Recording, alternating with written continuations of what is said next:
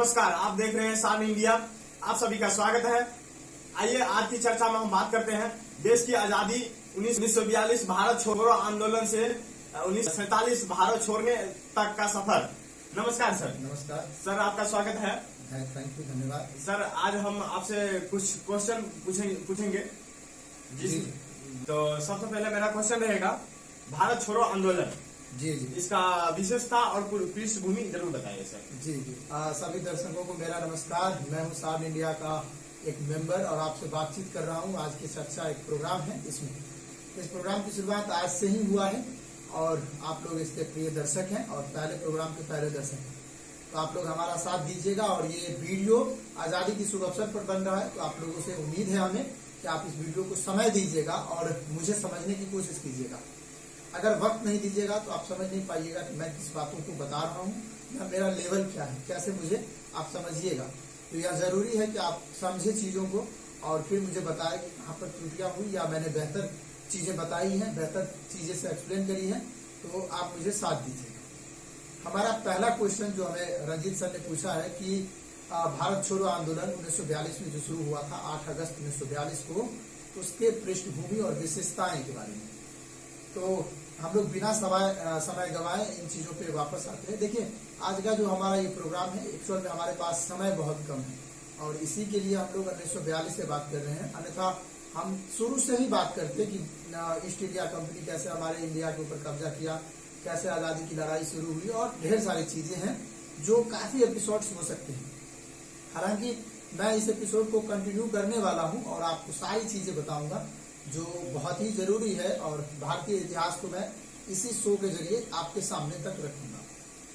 अभी बात भारत छोड़ो आंदोलन से करते हैं और सबसे पहली बात है पृष्ठभूमि क्या है। भारत छोड़ो आंदोलन की पृष्ठभूमि से पहले हम लोग समझते हैं कि क्या क्या हुआ था। थोड़ा सा हम लोग समझ ले तो बेहतर होगा।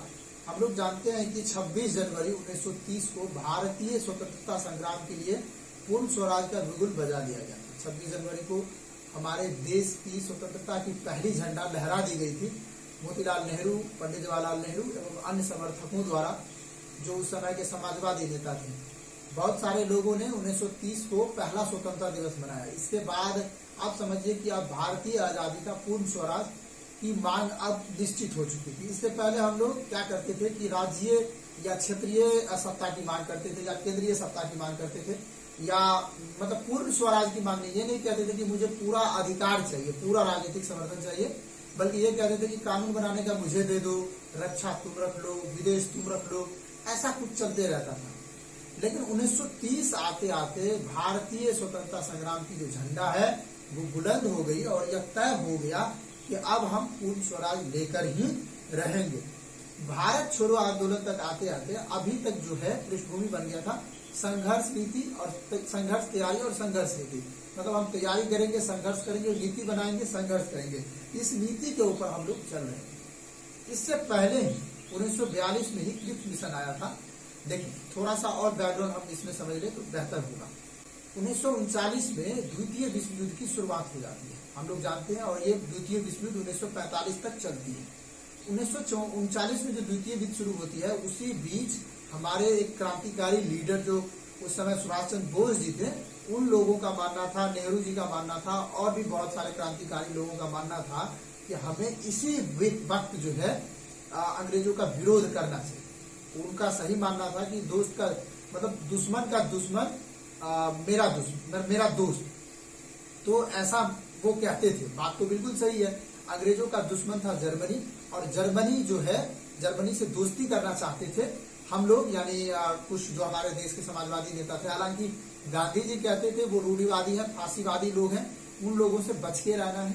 तो उन चीजों में हम अभी नहीं जाएंगे, लेकिन इस चीजों को समझिए कि अब तक जो है ऐसा पृष्ठभूमि बन चुका है कि हम अंतर्राष्ट्रीय स्तर पर भी प्रयास कर रहे हैं कि हमारा देश आजाद है।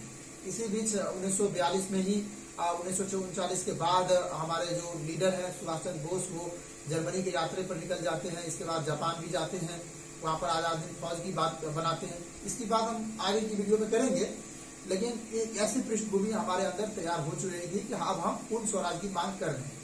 तो भारत छोड़ो आंदोलन की जो पृष्ठभूमि है, अब हम पूर्ण स्वराज की मांग कर रहे हैं। ठीक है। क्रिप्स मिशन जो आई थी उनका कहना था कि हम संवैधानिक देंगे, अधिकार देंगे, इसमें मतलब ये जो प्रस्ताव था इसको पूरी तरीके से भारतीय जो नेता लोग थे उनके द्वारा पूरी तरह से असहमति कर दिया गया, नकार दिया गया। तो एक तो ये मुद्दा था। इसके बाद जो मुद्दा था, इधर जापान में जो है युद्ध हुआ था और जापान के युद्ध से जो है जापान की वीरता को देखकर भारतीय जो नौजवान थे, युवा थे, उनमें भी मतलब खून जो है सुबाल मार रहा था, उत्साह भर रहा था कि जापान एक छोटा सा देश जो अपनी मजबूती को दिखा सकता है, तो हम इतनी बड़ी देश क्यों नहीं दिखा सकते हैं, ऐसा चीज भी आ रहे थे। इस वर्ल्ड वॉर 2 भी चल रहा था। वर्ल्ड वॉर 2 1945 तक चला। अब 1945 तक जो चल रहा था तो ब्रिटिश जो है सो हमारे ऊपर शासन कर रहा था, और ब्रिटिश जब हमारे ऊपर शासन कर रहा था तो इसका बात क्लियर था कि वो मेरे ऊपर उनका प्रभाव कम हो रहा था, क्योंकि वो दूसरे जगह पर भी इन्वॉल्व थे, तो उनका प्रभाव कम हो रहा था। और ब्रिटिश जो थे 1945 में उनकी हालत जो है 1945 आते आते खराब हो चुकी थी। तो भारतीय संपत्ति वो ब्रिटेन लेकर जाते थे और यहाँ की संपत्ति वहां यूज करते थे। इससे यहाँ की बाजार व्यवस्था और जो सामाजिक व्यवस्था है इसकी व्यवस्था चरमरा गई, यहाँ पर असंतोष आ गया। जैसा कि हम आजादी के बाद भी देखते हैं कई युद्धों में हमें बहुत लॉस हुआ, तो ऐसा ही वहां पर हुआ कि भारतीय संपत्ति को तो अंग्रेज यूज कर रहे थे, समस्याएं घट नहीं रही थी, समस्याएं बढ़ रही थी, लोगों में असंतोष बढ़ रहा था। इसी बीच इसी पृष्ठभूमि के साथ 8 अगस्त 1942 को गांधी जी ने तय किया कि अब हम ये भारत छोड़ो आंदोलन की शुरुआत करेंगे। जुलाई 1942 में वर्धा समिति ये तय किया कि अब हम भारत छोड़ो आंदोलन की शुरुआत करेंगे, और वर्धा समिति के बाद 8 अगस्त 1942 को मुंबई के एक गांव है ग्वालिया में, मुंबई के एक इलाके ग्वालिया में, वहां पे इसकी शुरुआत करी गई। और वहां पर गांधी जी ने कुछ निर्देश दिए, जैसे कि आंदोलन को हिंसात्मक रखना है। इसके बाद जो भी ब्रिटिश सेना में काम कर रहे हैं हमारे सेनापति, उनको कहा गया कि आप हमारा साथ दीजिए, हमारे जो आंदोलनकारी युवा लोग हैं जो अभी प्रयास कर रहे हैं भारतीय स्वतंत्रता के लिए, उन्हें आप सहयोग कीजिए, उन्हें उन पर बर्बरता नहीं कीजिए, उन्हें हिदायत दीजिए। इसी तरीके से गांधी जी ने बहुत सारे अपील किए और फाइनली 8 अगस्त 1942 को भारत छोड़ो आंदोलन की शुरुआत हो जाती है। तो ये हुई हमारे भारत छोड़ो आंदोलन की पृष्ठभूमि। अब हम आते हैं भारत छोड़ो आंदोलन की विशेषताएं क्या क्या थी। कुछ विशेषताएं थी जो बहुत महत्वपूर्ण है। जैसे ये अब फाइनल हो चुका था कि अब हम कुछ भी नहीं चाहते, अब हम ये चाहते हैं कि मुझे भारत मिले, मेरा भारत है, मैं भारत पे राज करूंगा, मुझे कुछ नहीं चाहिए, मुझे राज नहीं चाहिए, मुझे केंद्र नहीं चाहिए, मुझे पूरा भारत चाहिए, तुम भारत से जाओ। अब फाइनल मकसद ये आ गया था। इसके साथ ही गांधी जी ने कहा था कि इसको अहिंसात्मक रखना है, लेकिन लोगों में उत्साह इतनी थी इसे अहिंसात्मक नहीं बना पाए, वो हिंसात्मक में हो गए। कई जगहों पे जो है सो देखे गए कि हिंसा हो गई, लोगों ने मारकाट शुरू कर दी, अंग्रेजों की जो सेनापति थे उनको मारने लगे। इसके बाद इसके साथ ही देखा गया कि कई क्षेत्रों के ऊपर में सेनाओं के साथ, पुलिसों के साथ बर्बरता बढ़ती गई। फिर जो भूमिगत क्रांति थे, जो जमीन के अंदर कार्य कर रहे थे, जो छुप के वॉर कर रहे थे अंग्रेजों की सेना अधिकारियों सिस्टम के ऊपर, वो लोग जो है अब रेल की पटरियां तोड़ रहे थे, इसके बाद पुलिस स्टेशन तोड़ रहे थे, पोस्ट ऑफिस को नुकसान पहुंचा रहे थे।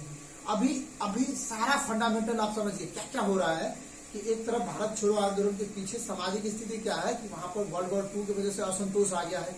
दूसरी स्थिति क्या है कि संघर्ष चल रही है युवाओं में। तीसरी स्थिति क्या है कि पहले की जो मिशन थी, पहले की जो योजनाएं थी, उसको लेकर विरोध चल रहा है। इसके बाद क्या हो रहा है कि पूर्ण स्वराज की मांग हो रहा है। इसके बाद हिंसात्मक रखने की बात चल रही है गांधी जी द्वारा। इधर उत्साह इतनी है कि ये हो जा रहा हिंसात्मक हो जा रहा है। इसके बाद भूमिगत क्रांतिकारी लोग यहाँ पर रेलवे उखाड़ने का काम कर रहे हैं, अलग अलग तरीके से आजादी की मांग हो रहे हैं। अभी तक जो ये आंदोलन है वो शहरों से सीमित होते थे और अब ये गांव में शिफ्ट हो गए, जैसे जन आंदोलन में देखा गया, असहयोग आंदोलन में देखा गया। तो ये चीजें अब गांव में सीमित हो गई।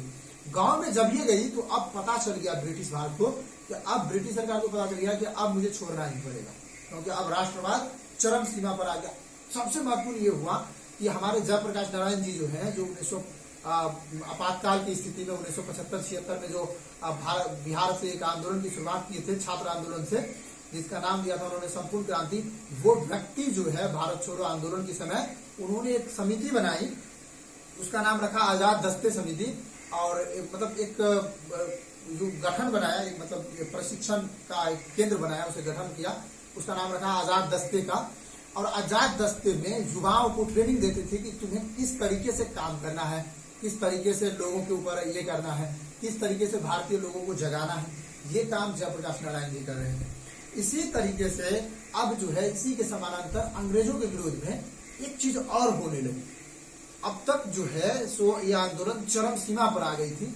अब एक चीज होने लगी कि अब लोगों ने कहा कि हम खुद को आजाद घोषित करते हैं, हम अपनी सरकार बनाते हैं। इसी तरीके से कुछ एग्जाम्पल मिला, जैसे देखा गया है कि मतलब कई इलाकों में, जैसे मिदनापुर है, इसके बाद इन इलाकों में जो है सो वहाँ के राजा लोग जो थे वो लोग खुद को स्वतंत्र घोषित कर दिए। इसके बाद जो सबसे महत्वपूर्ण हुआ, बम्बई में एक उषा मेहता जी ने रेडियो टेलीकास्ट शुरू किया, रेडियो स्टूडियो, और उस पर अक्सर जो है सो राम मनोहर लोहिया जी आकर क्रांतिकारी भाषण दिया करते थे। ऐसा शुरुआत हो रहा है 1942 में, और इस तरीके से भारत छोड़ो आंदोलन को बहुत बड़ा आकार देने में सफलता मिली। इसका परिणाम क्या निकला कि अंग्रेजों को अब समझ आ चुका है कि अब ये हमें छोड़ना ही पड़ेगा। अब देखिए, अब वो आश्वासन देना शुरू कर चुके हैं कि अब मैं आप छोड़ने पर आऊंगा। ये जो भारत छोड़ो थी, इसके हम लोग पृष्ठभूमि और विशेषताओं को देखा है। तब अगला क्वेश्चन है, जी जी, आजाद हिंद फौज क्या है, उसका महत्व क्या है? जी, आजाद हिंद फौज बहुत ही, आजाद हिंद फौज मतलब भारतीय सेना, इंडियन नेशनल आर्मी, और इसका गठन जो है रास बिहारी बोस और हमारे माननीय नेता श्री सुभाष चंद्र बोस जी ने किया था। मैं इस कहानी को पूरी डिटेल से बताता हूँ। ऐसे बहुत लंबा वीडियो है कि भारत उस समय 1942 में कैसे कैसे सुभाष चंद्र बोस जी ने जर्मनी की यात्रा की है। इसके बाद ये तरीके किए, हेलीकॉप्टर से पर्चा बांटे, तुम मुझे खून दो, मैं तुम्हें आजादी दूंगा, देश के लिए लड़ो। ऐसी सारी चीजें, गतिविधियां सुभाष चंद्र बोस ने किया। वहां पर रास बिहारी बोस जी वहां पर साथ दे रहे थे सुभाष चंद्र बोस जी का। तो इसीलिए आजाद हिंद फौज का निर्माण किया गया। सबसे बड़ी बात यह थी कि आजाद हिंद फौज में बहुत सारे रेजिमेंट बनाए गए, जैसे नेहरू रेजिमेंट बनाए, अबुल कलाम आजाद रेजिमेंट बनाए, इस तरीके से कुछ रेजिमेंट बनाए गए। इसके बाद वहीं से जब अंतिम समय चल रहा था आजाद हिंद फौज का, जब वो आक्रमण करने वाले थे ब्रिटिश सेना के ऊपर, तो उन्होंने गांधी जी को बापू कहा था। तो ये चर्चा हमारे आजाद हिंद फौज का है। हालांकि इसकी पृष्ठभूमि और विशेषताएं हम फिलहाल छोड़ दे, बहुत बड़ा हो जाएगा। हम डायरेक्ट महत्व पर आते हैं कि आजाद हिंद फौज जो ये बना, इसका महत्व क्या है। बहुत ही महत्वपूर्ण ये क्वेश्चन है कि इसका महत्व क्या निकला आखिरकार। देखिए, इसका महत्व ये हुआ कि जैसे ही बर्मा से, जो आज का म्यांमार है, उस बर्मा से जापान से होते हुए जो ये हमारा आजाद हिंद फौज है, उन्होंने ब्रिटिश सरकार पर आक्रमण किया।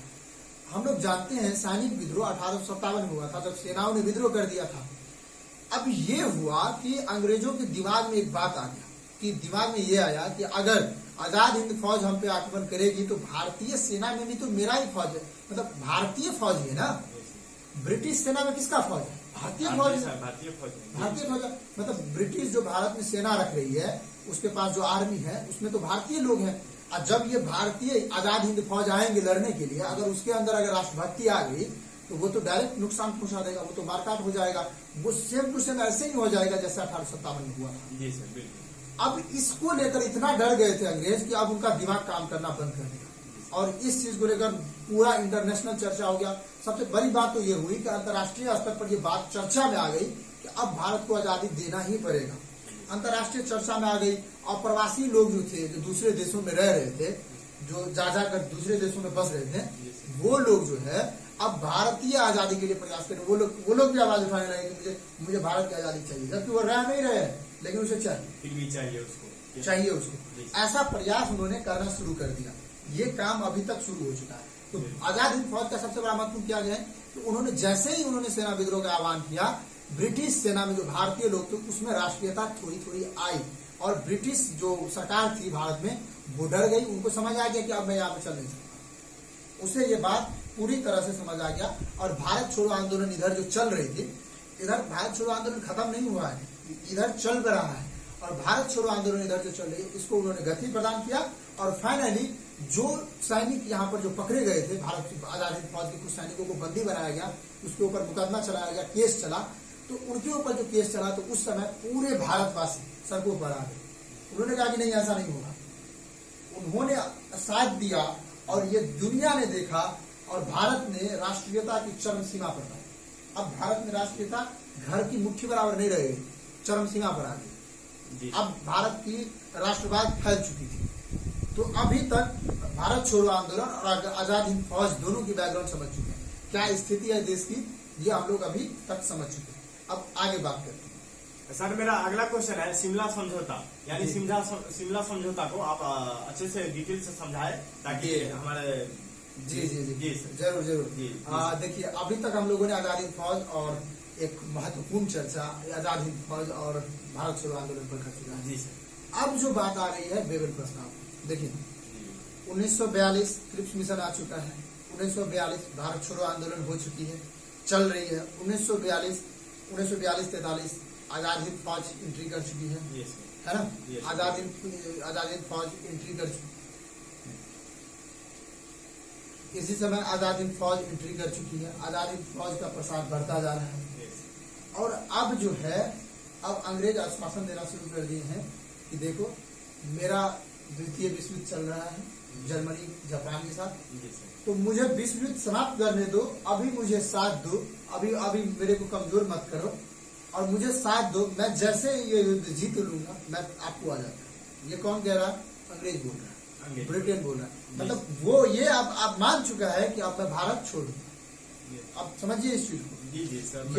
ये जो बेबल समझौता है, शिमला समझौता है, ये जून 1945 में हुआ था। और जून 1945 में बेबल समझौता हुआ और उस समय अंग्रेज इस बात को अब समझने लग गए थे कि अब मुझे जाना ही पड़ेगा, Yes, अब कोई उपाय नहीं। अब कोई उपाय नहीं हाँ, है, अब जबकि कोई उपाय हमको नहीं। अब मतलब कोई उपाय नहीं बचा है, अब हमको भारत छोड़ना ही पड़ेगा, ऐसा हाँ। अंग्रेज समझ चुके थे। समझ चुके थे। जी सर। तो ये जो चीजें हैं बेबल प्रस्ताव में कुछ चीजें हैं जो मैं आप समझाता हूँ। अब चलता हूँ मैं राजनीतिक इतिहास में। जी सर। भारत में भी दो चीजें चल रही हैं, एक इंडिया नेशनल कांग्रेस और जो मतलब कांग्रेस पार्टी है आज की, एक ये पार्टी चल रही है। दूसरा भारतीय कम्युनिस्ट पार्टी, तीसरा अली जिन्ना की पार्टी मुस्लिम लीग। ये तीन पार्टी एक साथ वर्क कर रही है बड़े लेवल पे।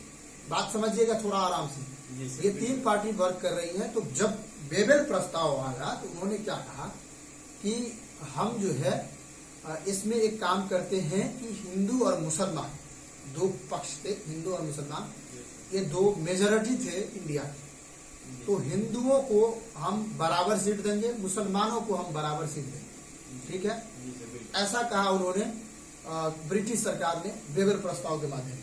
तो जाहिर सी बात थी कि हिंदू की आबादी ज्यादा थी, तो वो जो थे कांग्रेस पार्टी, उन्होंने कहा ऐसा नहीं होगा। नहीं, जहाँ की जनता जिसे चुनेगी वो बनेगा, उसमें बराबर होने की क्या बात है? बराबर होने की यहाँ पर कोई मतलब सवाल ही नहीं होता। सवाल ही नहीं। जहाँ की जनता अभी सांसद को चुनता है, वोट देता है, वोट देता तो है। जहाँ की जनता जिसे चुनेगी वो बन जाएगा, इसमें बराबर की क्या बात है? जी सर, बिल्कुल।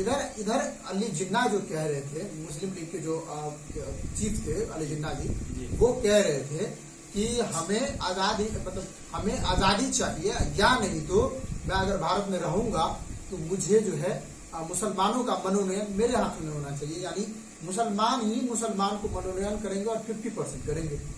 अब ये कैसे हो सकता है कि मतलब मान लीजिए किसी की आबादी 20% है, वो 50% सीट पर कैसे चुनाव लड़ेगी, कैसे अपने आदमी को उतारेगी? बड़ी मुश्किल की बात है। तो उसकी बातें को समझना थोड़ा सा मुश्किल है, जनता को समझाना भी मुश्किल होगा। तो जी सर। ये चीजें राजनीतिक गतिविधि में पेश में नहीं बैठी। जी सर। अब समस्या बढ़ने लग गई थी, समस्या बढ़ रही थी, इसको जो है सो अस्वीकार कर दिया। ब्रिटिश सरकार ने इस बात को माना नहीं।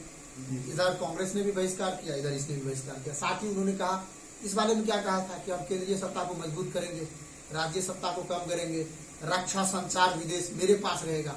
इसमें यह भी कहा था ब्रिटिश सरकार कि रक्षा मंत्रालय है वो मैं रखूंगा, यानी सेनाएं उसकी होगी, विदेश संबंध ब्रिटिश सरकार मैनेज करेंगे, संचार ये मैं ब्रिटिश सरकार मैनेज। खाली आप शासन व्यवस्था चलाइए तो भाई, तो हम क्या करेंगे?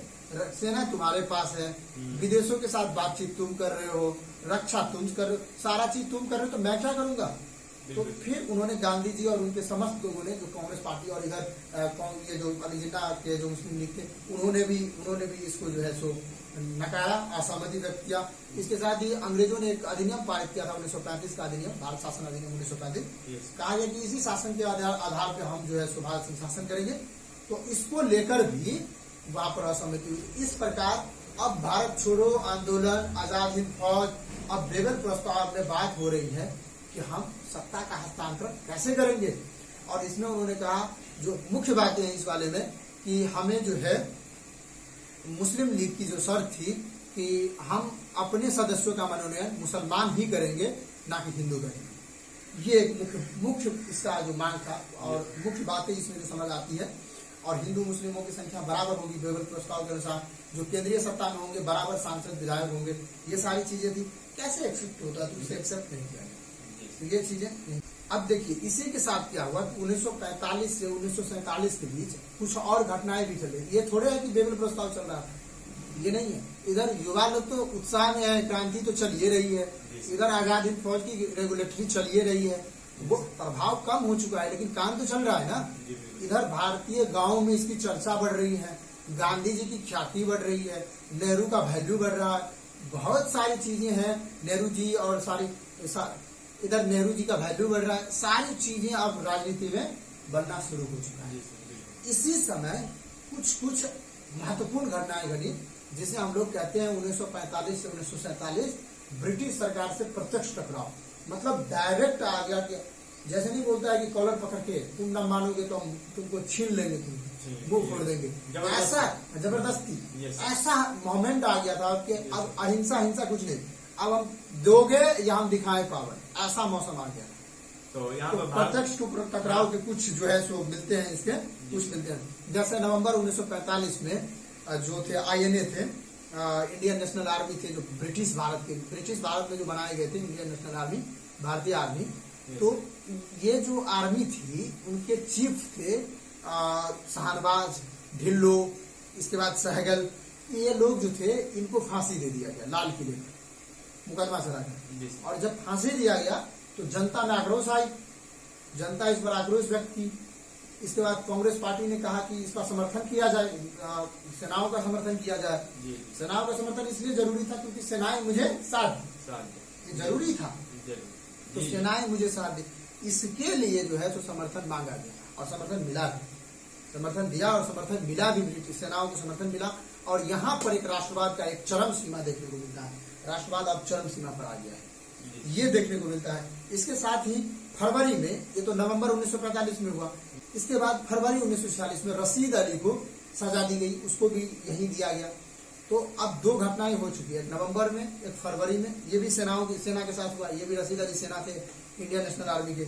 इसके बाद जो सबसे बड़ा मोमेंट है, वो सबसे बड़ा मोमेंट है 18 फरवरी 1946 का, जब रॉयल इंडियन नेवी, भारतीय नेवी का नाम उस वक्त था रॉयल इंडियन नेवी, इन्होंने विद्रोह कर दिया अंग्रेज सरकार के खिलाफ।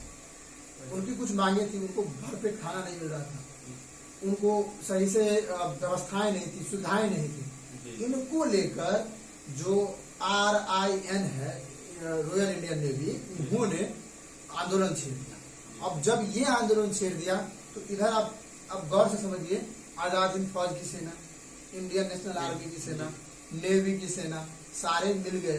तो अब क्रांति चरम सीमा पर आ गया, अब राष्ट्रवाद चरम सीमा पर आ गई। अब उनके फांसी को बचाने के लिए पूरी की पूरी जनता दिल्ली के सड़कों पर आ गई, के विरोध में पूरी जनता दिल्ली के सड़कों पर आ चुकी है। तो ये जो है कुछ तीन जो घटनाएं थी, ये तीन घटनाएं, अगर इसके महत्व की बात की जाए इस तीन घटना की, तो आजादी की जो है सभी बाधाएं अब टूट चुकी थी। अब लोग कहते थे कि अब कुछ नहीं मानेंगे, अब तो मुझे आजादी चाहिए ही चाहिए। अब जो ये तीन सेनाओं के साथ ये घटना घटी, ये घटनाएं घटी, तो अब अली जिन्ना की जो पार्टी थी, मुस्लिम लीग, कम्युनिस्ट पार्टी, इधर इंडियन नेशनल कांग्रेस, देखिए झगड़ा इन तीनों में चल रहा है। कम्युनिस्ट और कांग्रेस लगभग कभी कभी मिल जाते थे, लेकिन इन दोनों की मुलाकातें ज्यादा ना होती थी, लेकिन लीग तो बिल्कुल अलग था। लेकिन ये जो मोमेंट था, ये तीनों घटनाएं जो थी, इस तीनों घटनाओं में हिंदू मुस्लिमों का साथ मिला, कोई दंगा नहीं हुआ। ये देखने को मिला कि किस तरीके से भारतीय अब जागरूक हो चुके, राष्ट्रवाद का चरम सीमा नजर आ चुका था। तो ये चीजें, और सरकार ने, सबसे महत्वपूर्ण की सरकार ने अब राष्ट्रवाद को समझ चुका था जी। अभी तक की ये प्रत्यक्ष कार्रवाई का महत्व और परिणाम हुआ जी सर। तो सर मेरा अगला क्वेश्चन है, कैबिनेट मिशन के बारे में आप बताएं। हाँ जी, देखिए अब हम लोग फरवरी 1946 तक आ चुके हैं जी सर। फरवरी 1946, और ये जो कैबिनेट मिशन है, ये अब जो है भारत में कैबिनेट मिशन आया। हम बता रहे थे कि बेबल पुरस्कार आया, उसमें बात कर लेती है चीजों की, प्रत्यक्ष टकराव हो रहा है। अब समझ आ गया है अंग्रेजों की कि अब मुझे छोड़ना है। तो अंग्रेजों ने कहा कि ठीक है, अब मैं सत्ता छोड़ रहा हूँ, और सत्ता छोड़ने से पहले मैं चाहता हूँ कि सत्ता को या सत्ता व्यवस्था को, ऐसे वो तो कहते थे कि हम सत्ता दे देंगे तो आप चला ही नहीं पाओगे, तुमसे कहाँ लोग डेमोक्रेसी होगा, तुमसे कहाँ लोकतंत्र संभलेगा। अंग्रेज ऐसा बोलते थे, भारतीयों से ऐसा बोलते थे, लेकिन भारतीयों ने इसको सीरियसली लिया और उन्होंने कहा कि तुम मुझे दो और फिर मैं बताऊंगा कि दुनिया में भारत सबसे बड़ा डेमोक्रेसी बनेगा, लोकतंत्र बनेगा। और आज इंडिया सिद्ध किया है कि मैं सच में दुनिया में सबसे बड़ा लोकतंत्र हूँ। और अंग्रेजों के मुंह पे तमाचा मारा है, आज भी तमाचा मारा है। तो ये चीजें अब आ चुकी थी, अंग्रेजों को फाइनली समझ में आ चुका था ब्रिटिश सरकार को कि अब मुझे भारत छोड़ देनी है। तो उन्होंने कहा कि मैं सत्ता हस्तांतरण करना चाहता हूँ, लेकिन अब तक जो है सो समाजवादी नेता, क्रांतिकारी नेता, राजनीतिक सारे दल मिलकर अब इस बात पर आ गए थे कि सत्ता तो मिलनी ही चाहिए। और सत्ता जो चाहिए थी तो अंग्रेजों ने कहा कि कैबिनेट मिशन योजना लाया, और कैबिनेट मिशन योजना 1946 में लाया गया।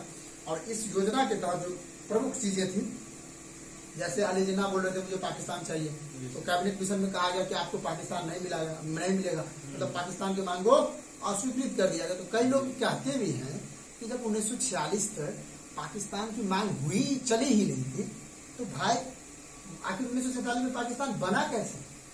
हालांकि हम अगले वीडियो में इस चीज के बारे में बहुत डिटेल से बात करेंगे, लेकिन बहुत ही सोचने वाली बात है कि इस बीच हुआ क्या क्या। डे बाय डे हम बताएंगे किसी मतलब इस मीटिंग प्रोग्राम में डे बाय डे बताएंगे। इसके साथ ये जो कैबिनेट मिशन थी, इसमें कहा गया कि केंद्रीय शक्ति को हम कम करेंगे, सीमित करेंगे, क्षेत्रीय शक्ति को बढ़ावा देंगे। इसके साथ उन्होंने जो है सो 389 सदस्यीय संवैधानिक सभा के गठन की बात करी। इसके बाद अंतरिम सरकार, जो हम जानते हैं 1946 में अंतरिम सरकार बने, जिसके प्रधानमंत्री बने थे नेहरू जी, उप प्रधानमंत्री बने थे सरदार पटेल जी, इसी तरीके से विधि मंत्री बने थे अम्बेडकर जी, श्रम मंत्री बने थे जगजीवन राम जी। तो इसी तरीके से मंत्रालय अब बन चुके थे, अंतरिम सरकार का निर्माण किया गया और फाइनली संविधान सभा की शुरुआत हो गई। और संविधान सभा बनी, संविधान सभा के ढांचा रखे गए कि हम देश को समाजवादी बनाना चाहते हैं, हम देश को धर्मनिरपेक्षता रखना चाहते हैं, हम देश में मिश्रित अर्थव्यवस्था रखना चाहते हैं, हम देश में सभी वर्गों को सम्मान चाहते हैं, हम देश में समान हित चाहते हैं। तो ऐसी ढांचा हमारे देश में बनाए गए।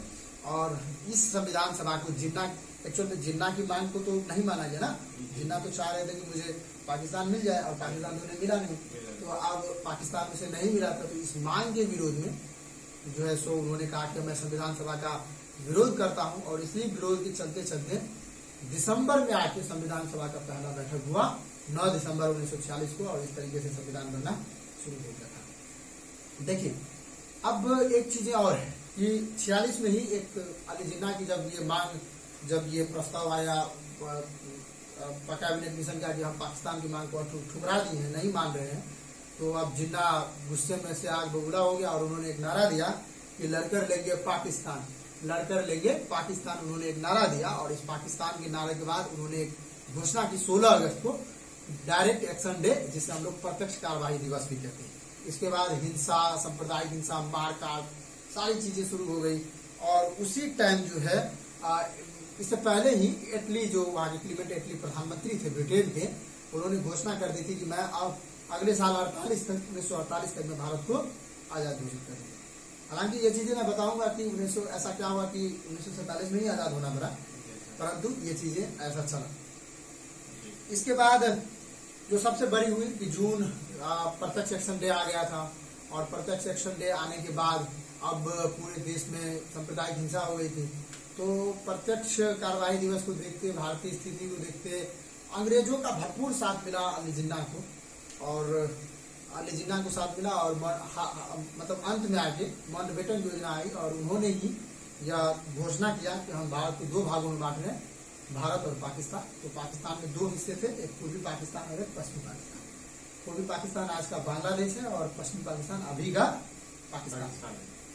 तो और फिर बाद में 18 जुलाई 1947 को ब्रिटेन के संसद में इंडिया इंडिपेंडेंस एक्ट पारित किया गया, और कहा गया कि 15 अगस्त को भारत स्वतंत्र हो जाएगा, उसकी सत्ता, उसकी सरकार उसके हाथों में चला जाएगा। तो ये सारी कहानी जो हम लोग 1942 से अभी तक के वीडियो में देखें, ये 1947 तक का सफर, हमारा आजादी तक के सफर थे।